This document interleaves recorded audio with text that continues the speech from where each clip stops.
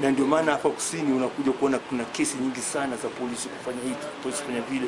Ile inatokana na ile sekta ya serikali ama ya polisi ambayo inachunguza ujangili ndani ya polisi ama ukiukaji wa haki za binadamu. Ukiukaji wa haki za binadamu na vyombo vya usalama ipo kila mahali, si Tanzania, si Kenya, si wapi tena. Lakini tatizo ni kwamba huko nchi zinginewe hayo maswali hayachunguzwi na hayafiki katika vyombo vya habari. Lakini usema kweli vyombo vya habari hapa na viko mstari wa mbele kuja kufichua vitendo vinafanana hivi, na pia kuja kufichua mambo ya nini ya rushwa ambayo yanafanyika si na serikalini, hata ndani ya chama tawala.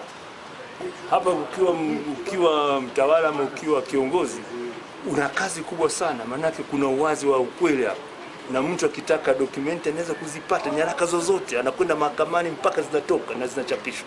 Kama vile mkasa unamkumba nani, Rais Zuma.